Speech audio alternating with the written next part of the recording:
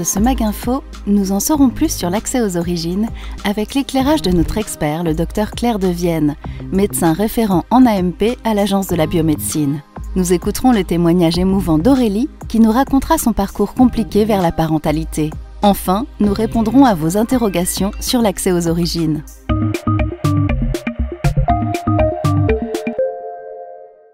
Entrée en vigueur depuis septembre, l'accès aux origines est une des principales mesures de la nouvelle loi de bioéthique.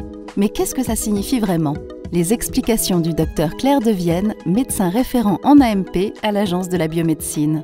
L'accès aux origines, c'est un nouveau droit pour les personnes nées d'un don quand elles sont majeures. Accès aux origines, ça veut dire un accès à des informations. Nom, prénom, date de naissance, l'origine géographique, le statut matrimonial, sur la profession. Toutes les personnes qui vont faire un don à partir du 1er septembre 2022 auront forcément accepté le principe de l'accès aux origines. Par contre, pour les anciens donneurs qui ont fait leur don avant le 1er septembre 2022, là, ils ont un choix à faire. Soit ils refusent l'accès aux origines et leurs données ne seront pas divulguées. Par contre, pour ceux qui acceptent et qui souhaitent permettre l'accès aux origines pour les personnes nées de leur don, ils ont une démarche à faire auprès de la commission spéciale à partir de la date du 1er septembre 2022.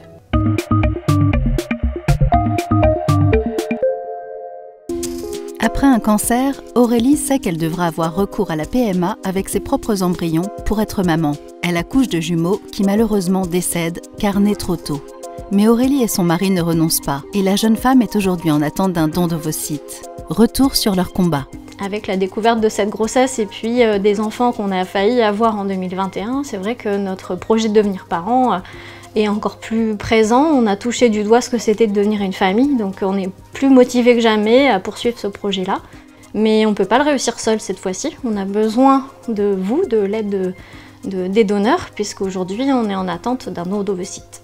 L'accès aux origines, on nous en a parlé lors de notre rendez-vous au mois d'octobre parce que voilà, la loi allait sortir et on savait que c'était un changement qui allait arriver dans notre parcours. Quand on m'a expliqué que cet enfant n'aura pas mes gènes, que peut-être je serai en difficulté quand j'essaierai de rechercher les traits qui pourraient être les miens sur son visage et que peut-être il pourra rencontrer celle qui les aura, ça a évidemment accentué un manque de confiance que j'avais en moi, de légitimité en fait d'être sa maman.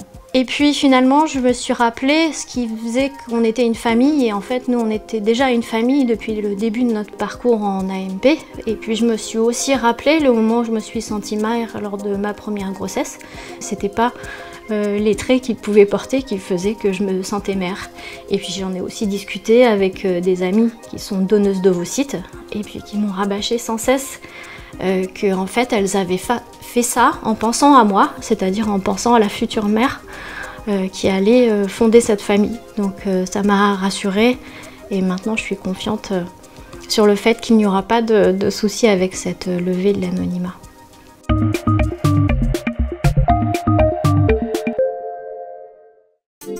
On entend certaines informations contradictoires sur l'accès aux origines. Ce micro-trottoir est donc l'occasion pour le docteur Devienne de répondre aux questions que vous vous posez sur ce nouveau droit.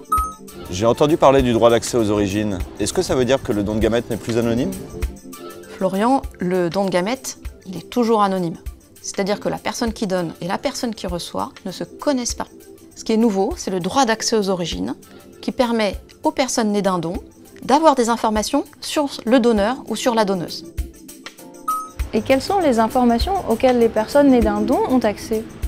Jennifer, les personnes nées d'un don qui veulent des informations auront des données sur l'identité du donneur, c'est-à-dire nom, prénom, date de naissance, et ils pourront aussi avoir des informations sur les motivations du donneur, sur sa profession, son statut matrimonial et ses caractéristiques physiques.